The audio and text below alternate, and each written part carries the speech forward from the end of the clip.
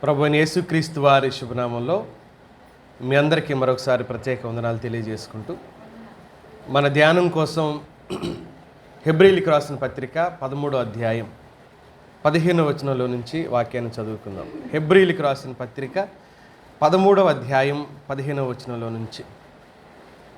కాబట్టి ఆయన ద్వారా మనం దేవునికి ఎల్లప్పుడూ స్తుతియాగం చేయుదము, అనగా ఆయన నామమును ఒప్పుకొనుచు జీవ ఫలము అర్పించుదము అన్నాడు.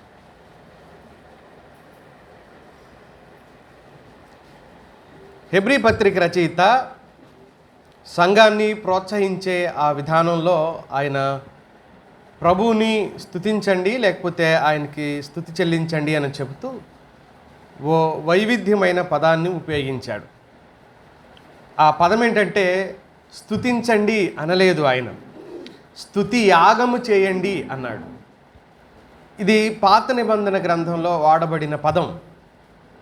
బలిపీఠం మీద యాగం చేసేటప్పుడు ఉపయోగించిన పదాన్ని దైవజనుడు కొత్త నిబంధన సంఘం చేసే ఆరాధనలో ఆ పదాన్ని ఉపయోగించాడు.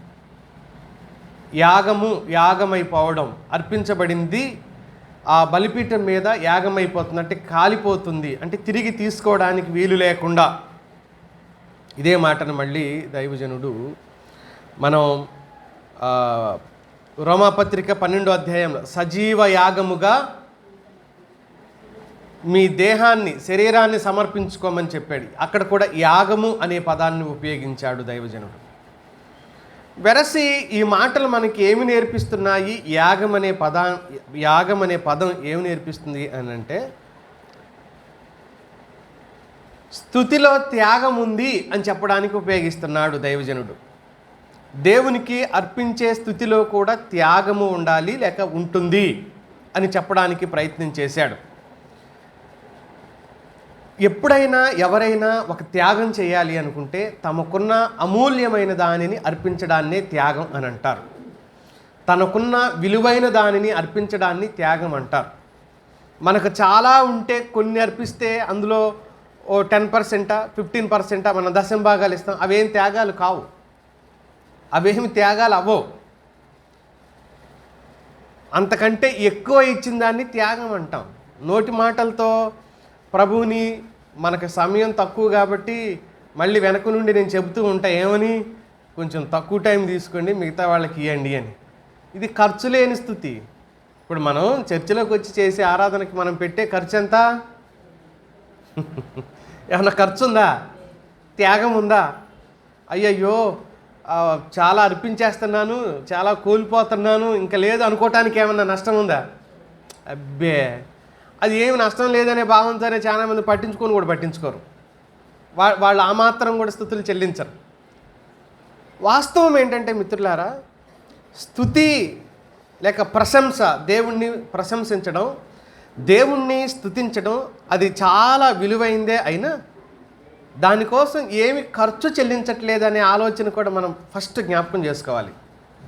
దానికోసం మనం అర్పణ ఏమి చెల్లించలేదనే విషయాన్ని కూడా మనం జ్ఞాపకం చేసుకోవాలి. నిజమేంటి చెప్పనా? పరిస్థితులు క్లిష్టంగా మారిన సందర్భంలో కూడా మన సర్వస్వాన్ని బలిపీఠం మీద ఉంచుకోగలగటమే, అసలు ఆ స్థాయిలోకి వెళ్ళడానికి సంకల్పం అవసరం. పరిస్థితులు క్లిష్టంగా మారిపోయినా సరే ప్రభువు నువ్వెంత గొప్పవాడవని చేయగలిగే ఆరాధనలో దానికి కష్టం అవసరం. మనకన్నీ మేలులు జరిగిపోయినాయి, అన్ని ఉపకారాలు జరిగినాయి, అప్పుడు స్తుతించమంటే నువ్వు ఆపుతావేంటి? ఇంకా స్తుతి ఆపమన్నా ఆగుతావేంటి? ఇంకా ఎందుకు? ఎన్నో ఉపకారాలు, మేలులు జరిగాయి కాబట్టి ఇక ఆగం.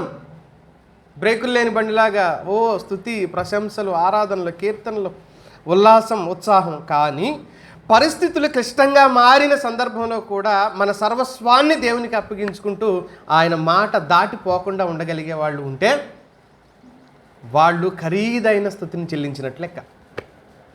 వాళ్ళు చెల్లించే స్తుతి, వాళ్ళు చేసే ఆరాధన చాలా ఖరీదైంది.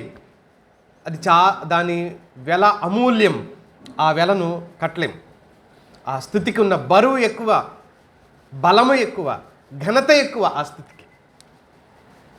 చాలామందికి అనిపించింది, ఏం పొందుకున్నాడు ఈయన, ఇంతగా ఆరాధిస్తున్నాడు ప్రభువుని, ఏం మేలు జరిగింది ఈయనకు, ఇంత ఆరాధిస్తున్నాడు ఈయన్ను అంటే ఏదో జరిగిందని ఆరాధించట్లేదు ఆయన ఎవరో అని అర్థం చేసుకొని ఆరాధిస్తున్నాడు. ఆయన తాను నమ్మిన దేవుడు ఎవరో అని అర్థం చేసుకొని, తాను నమ్మిన దేవుడు ఏంటో అని తెలుసుకొని ఆ వ్యక్తి ఆరాధిస్తున్నాడు.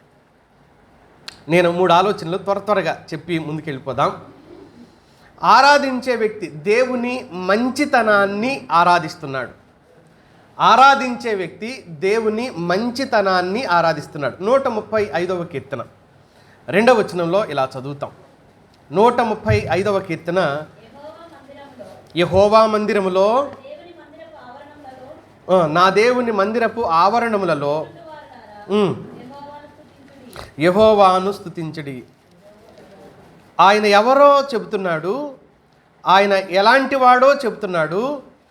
ఆయన ఎవరు, ఆయన ఎలాంటి వాడు, ఆ తర్వాత వచ్చిన చాలా చెప్పాడు. ఆయన దయాళుడు, అందుకనే ఆయన స్తుతించండి. అందుకే అంటున్నాను, ఆయన మంచితనం, దయ చూపించే దేవుడు కాబట్టి. దేవుడు ఎప్పటికీ మంచివాడని నమ్మటం, క్లిష్ట పరిస్థితులలో కూడా. ఆరాధించటం అంటే పెదాలతో కాదు అంటున్నాను నేను. అందుకే నాకు నష్టం జరిగిన పరిస్థితులలో కూడా దేవుడు న్యాయవంతుడే అని చెప్పగలగటం, మనం ఆశించినది దొరకనప్పుడు, దక్కనప్పుడు, ప్రార్థనకి జవాబు రాని సమయంలో కూడా ఏమనాలి దేవుణ్ణి? ఆయన ఎవరు? మంచివాడే, ఆయన ఉత్తముడే అని చెప్పగలగటం ఆ మాట. యోబు అలా చెప్పాడా? యోబు ఏం చెప్పాడు? ఎందుకు నన్ను పరీక్షిస్తున్నారు మీరు? యోబు ఏం చెప్పాడు? యెహోవా నుంచి మనం మేలే పొందుకోవాలా, కీడేం పొందుకోవద్దా? అంటే దేవుని నుంచి కీడు వచ్చినా కూడా దాన్ని పొందుకోవడానికి నేను రెడీ అంటున్నాడు భక్తుడు. ఆయనే గనక కోరి, ఆయనే గనక ఇష్టపడి కీడు నా జీవితంలోకి పంపదలిస్తే నేను దాన్ని బట్టి కూడా దేవుణ్ణి ఏం చేస్తానంటున్నాడు? ఆయన స్తుతిస్తాను. దాన్ని బట్టి కూడా నేను దేవుణ్ణి మహింపరుస్తాను. భార్యతో అన్నాడు, చాలా గద్దించి అన్నాడు, లేదు మనం ఆయన నుంచి మేలేనా, కీడు పొందుకోవద్దా అని 2వ అధ్యాయంలో ఆమెను ఎంత ఖచ్చితంగా గద్దించాడు, ఎంత గట్టిగా అన్నాడు. 10వ వచనంలో చూడండి, 2వ అధ్యాయం 10వ వచనంలో, మూర్ఖురాలు మాట్లాడినట్లు నువ్వు మాట్లాడుచున్నావు, మనము దేవుని వలన మేలు అనుభవించుతాము, కీడు మనము అనుభవింప తగదా అంటున్నాడు.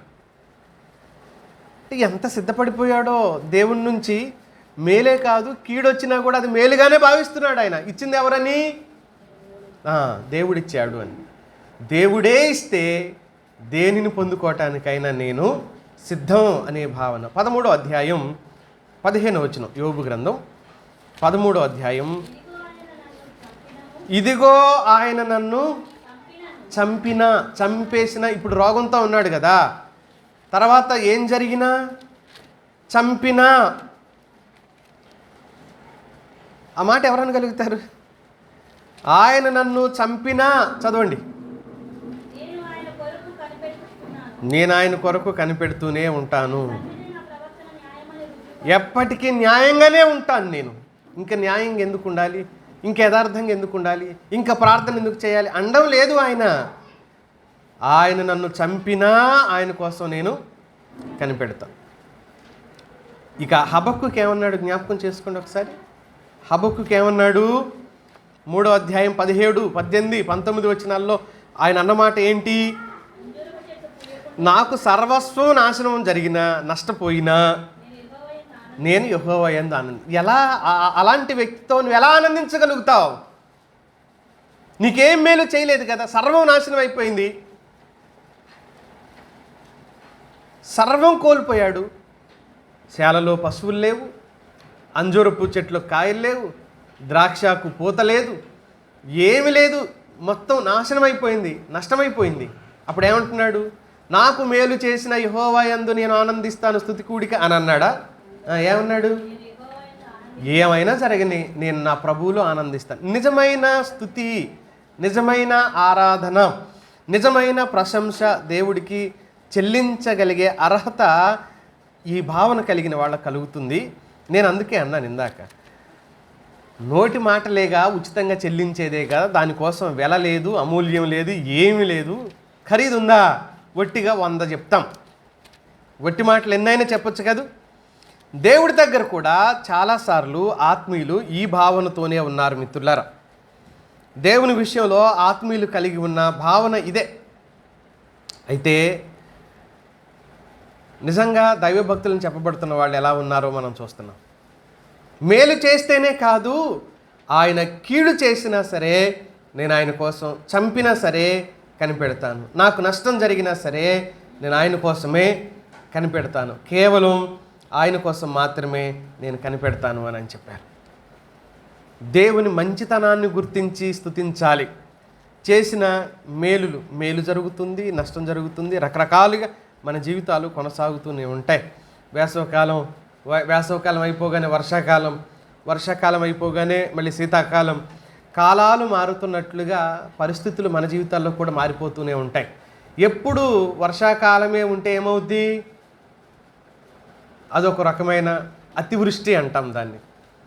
ఆ రకంగా పంటలు పాడైపోతాయి, చెట్లు చచ్చిపోతాయి, వర్షాలు ఎక్కువైపోతే. అనావృష్టి, వర్షాలే లేకపోతే మొత్తం ఎండలే ఉంటే ఏమైపోతుంది? అదొక రకమైన రోగాలు మనుషులకి, మళ్ళీ చెట్లు చచ్చిపోతాయి, పంటలు పండవు, తెగుళ్ళు ఎక్కువైపోతాయి. మొత్తం చలే ఉంటే ఏమవుద్ది? ఎప్పుడు కాలం మారిపోతూనే ఉండాలి, మారిపోతేనే క్షేమకరం. మన జీవితాల్లో కూడా పరిస్థితులు ఇలా మారుతూ ఉంటాయి. అలా మారాలని నియమించిన వాడు ఎవరంటే దేవుడు. అలా మారాలి అని ఏర్పాటు చేసిన వాడు ఎవరు అనంటే దేవుడే ఆ ఏర్పాటును చేశాడు. కాబట్టి ప్రియమైన మిత్రులారా, మనం అర్థం చేసుకోవలసిన ఈ సందర్భానికి మనం ఆలోచన చేయవలసింది మంచితనాన్ని ఆరాధించడం. రెండో విషయాన్ని జ్ఞాపకం చేస్తాం, దేవుణ్ణి స్వార్థం లేకుండా ఆరాధించడం. ఆయన్ని ఎలా ఆరాధించాలంటున్నాడు? స్వార్థం లేకుండా ఆరాధించడం. అదేంటి? ఆరాధనలో స్వార్థం ఉంటుందా? ఆరాధనలో స్వార్థం ఎక్కడి నుంచి వస్తుంది? ఆరాధనలో స్వార్థం వచ్చే పరిస్థితి ఎందుకు కలుగుతుంది అసలు మనిషికి? నిజానికి కొంతమంది ఆరాధన చేస్తూ ఉంటే వినే కొంతమందికి లోపల ఉడికిపోతూ ఉంటుంది అన్నమాట. లోపల ఉడికిపోతూ ఉంటుంది. ఎందుకు ఉడికిపోద్దంటే, ఓహో నువ్వు నీతిమంతురాలు కాబట్టి నీకు చేశాడా? నువ్వు నీతిమంతురాలు కాబట్టి.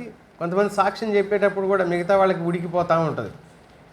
మనం బయటికి అనం, కానీ వీళ్ళు ఏం చెప్తారు? నేను ఎప్పుడు ఇట్నే చెప్తా, నాకు ఎప్పుడు అట్టే చేస్తాడు. ఏదో పేటెంట్ హక్కులు వీళ్ళు కొనుక్కున్నట్టు ఆయన దగ్గర నుంచి. వీళ్ళు అడగంగానే ఇచ్చేస్తాడంట ఆయన. మళ్ళీ వీళ్ళు అడిగితే చాలు ఏం చేస్తాడంట? ఈయటమేనంట. బాకీ ఉన్నట్టున్నాడు ఆయన వీళ్ళకి.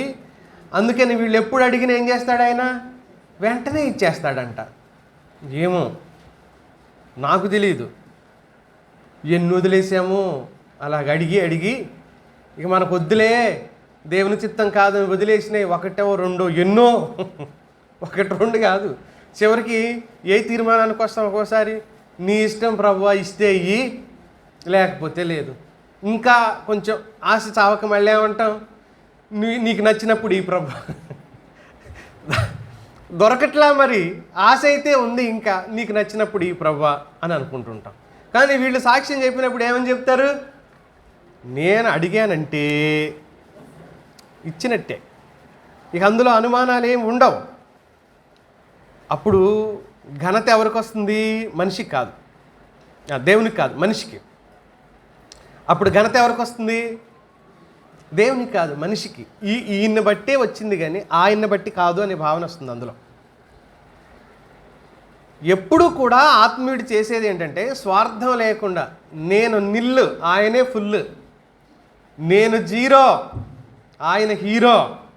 ఇది కదా ఒక ఆత్మీయుడు అంతరంగంలో నుంచి రావాల్సింది. ఆయన దయా కనికరంలో నుంచే ఏదైనా దొరుకుతుంది తప్ప, ఆయన కనికరం కలిగిన ఆలోచన నుంచే ఏదైనా దొరుకుతుంది తప్ప నన్ను బట్టి కాదు. యెషయా రాసిన గ్రంథం 29వ అధ్యాయం 13వ వచనంలో చూడండి. ప్రభువు ఇలాగూ సెలవిచ్చుచున్నాడు. 29:13.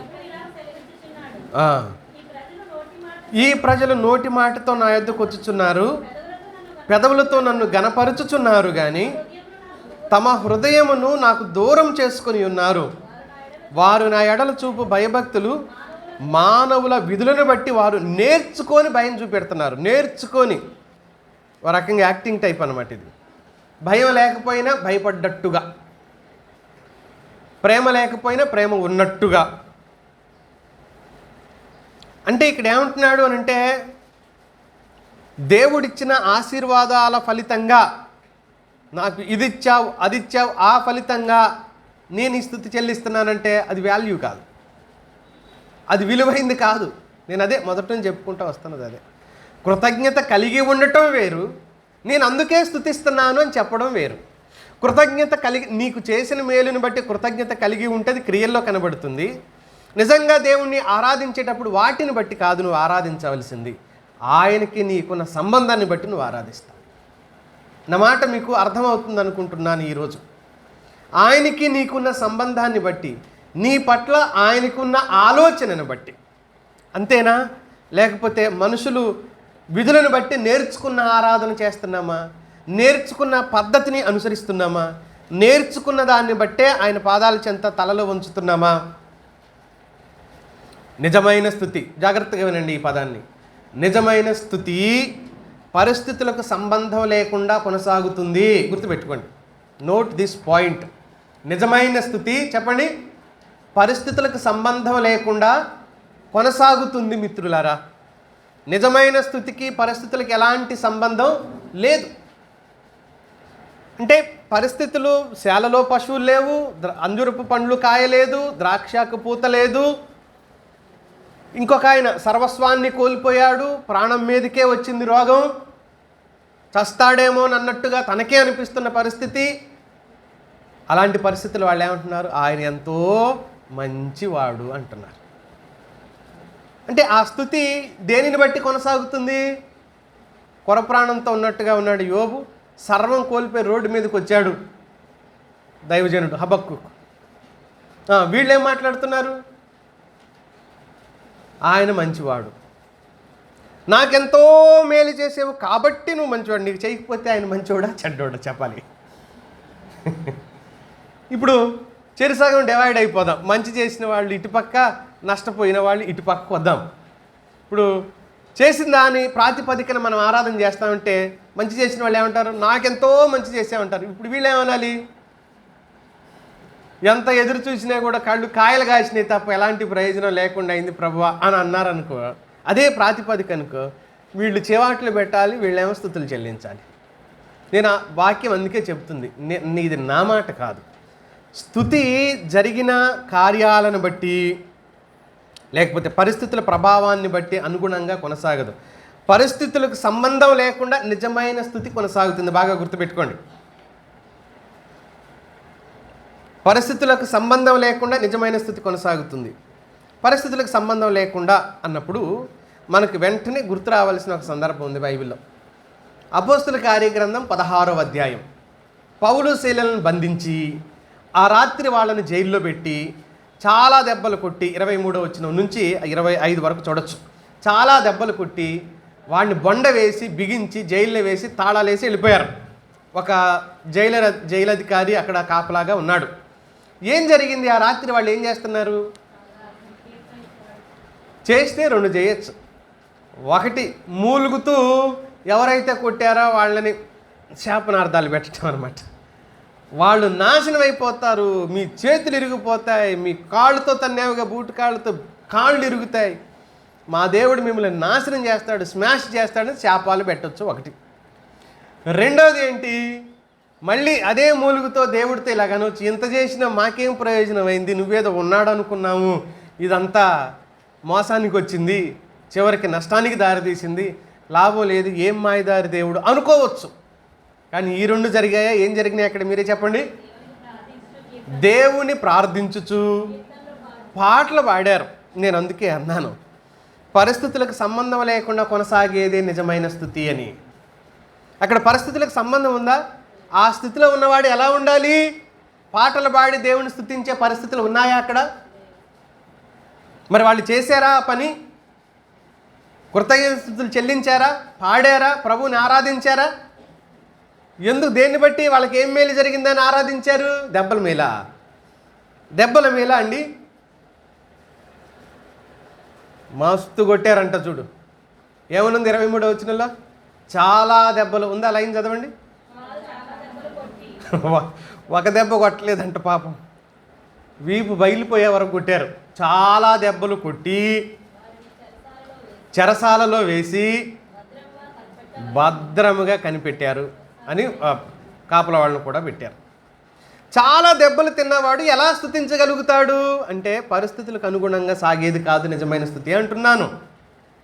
పరిస్థితులు ఏవైనా ఉండొచ్చు, పరిస్థితులు ఎలాగైనా ఉండొచ్చు, మంచి సమయంలోనైనా చెడు సమయంలోనైనా ఆరాధించే హృదయంలో నుంచి పుట్టుకొచ్చేదే నిజమైన స్థుతి. మళ్ళీ చెప్తాను, అది మంచి సమయమే అయినా చెడు సమయమే అయినా, సమయం ఎలాంటిదైనా ఆరాధించే హృదయంలో నుంచి పుట్టుకొచ్చేదే నిజమైన స్థుతి.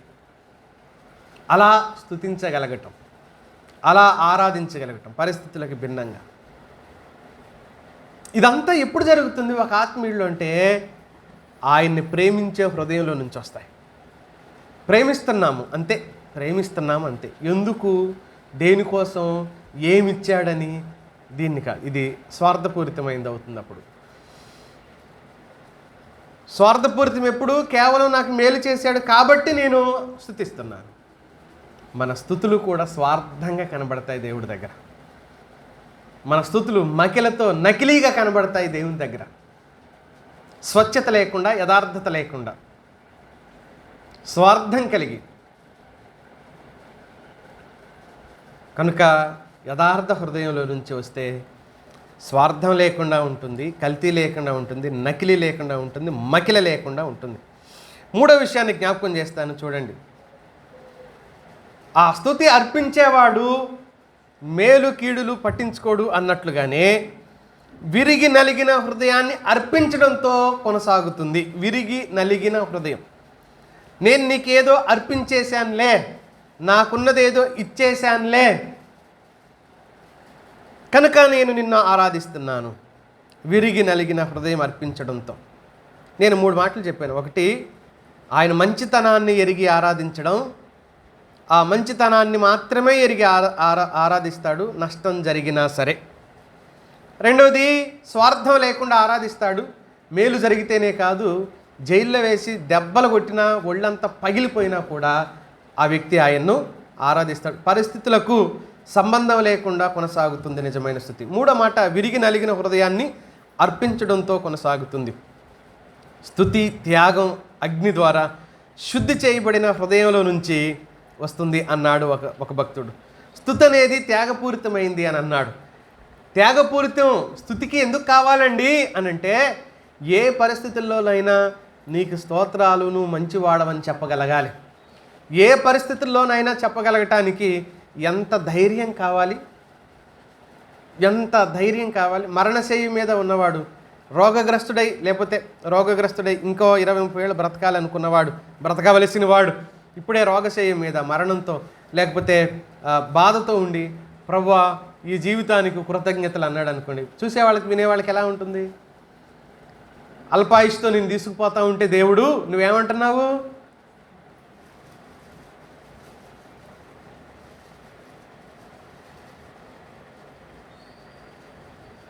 పదహారవ శతాబ్దానికి చెందిన ప్యూరిటన్స్ భక్తులు, వాళ్ళు ఒక గ్రూపుగా లేకపోతే ఒక తెగగా ఏర్పడి పరిశుద్ధంగా బ్రతకడం కోసం తమ్మును తామే అర్పించుకున్నారు, అప్పగించుకున్నారు. వాళ్ళల్లో ఒక గొప్ప భక్తుడు, నేను ఆయన పుస్తకం చదివిన తర్వాత ఓ రకంగా నా పూర్తి భక్తి జీవితాన్ని నేను టర్న్ చేసుకోవడానికి కారణమయ్యాడు ఆయన వ్యక్తిత్వం, ఆయన భక్తి జీవితం, ఆయన ప్రభావం. ఆయన పేరు థామస్ వాట్సన్. పూర్తిగా నా బోధలు ఇలా మారిపోవడానికి, నా జీవితం ఇలా మారిపోవడానికి, నన్ను నేను ఇలా నిలబెట్టుకోవడానికి నేను ఒక రకంగా నన్ను చూసి నేర్చుకోండి అని చెప్పగలిగే సాహసం చేయడానికి, ఎలాంటి పరిస్థితుల్లోనైనా నిలబడదాం చావో రేవో అని నిర్ణయానికి రావటానికి ఆయన బోధల కారణం. థామస్ వాట్సన్ ఆయన జీవితం గురించి ఆలోచన చేసినప్పుడు చాలా తక్కువ కాలమే బ్రతికారు. 28 సంవత్సరాలు బ్రతికి గొప్ప వ్యాఖ్యానాలు రాసి అతి త్వరలో చచ్చిపోయేవాడు. ఇంత ప్రపంచానికి ప్రభావితంగా బ్రతికాడా అంటే బ్రతికాడు, ప్రభావవంతంగానే బ్రతికాడు. ప్రియమైన స్నేహితులారా, ఈరోజు విరిగి నలిగిన హృదయంతో ఉంటే మన వయసు అనుభవాలకు సంబంధం ఉండదు దేవుని సన్నిధిలోకి చేరడానికి. మన సమర్పణను బట్టి ఉంటుంది. మనం ఎంత తగ్గించుకుంటున్నాం, మనల్ని మనం ఎంత జీరో చేసుకుంటున్నాం, మనల్ని మనం ఎంత నలగొట్టుకుంటున్నాం, ఎంతగా ప్రభు మనసును కలిగి ఉండటానికి ప్రయత్నిస్తున్నాం. శుద్ధి చేయబడిన హృదయంలో నుంచి రావాలి అన్నాడు. జీవితంలో ఎలాంటి బాధ నొప్పి ఉన్నా దేవుణ్ణి గౌరవించాలనే తృష్ణ కాంక్ష ఆ హృదయంలో నుంచి వస్తుందన్నమాట. ఎప్పుడైతే విరిగి నలిగిన హృదయమో, బాధ ఉన్నా దుఃఖమున్నా ఏమున్నా నష్టం జరుగుతున్నా ఫస్ట్ ప్రయారిటీ, బెస్ట్ ప్రయారిటీ ఎవరికి ఇస్తాడు ఈ ఆత్మీయుడు? కేవలం దేవునికి ఇస్తాడు. దేవునికి ఇస్తే నువ్వు నష్టపోతావు, ఆఖరికి ప్రాణం పోతుంది అన్నా సరే పోతే పోయింది. ఎవరి కోసం పోతుంది ప్రాణం? ఇప్పుడు దేవుని కోసమే అనుకోగలుగుతాడు విరిగి నలిగిన హృదయం కలిగినవాడు. విరిగి నలిగిన హృదయం కలిగినవాడు. మిత్రులారా, దేవుని బిడ్డలారా, మనం ఆలోచించాలి.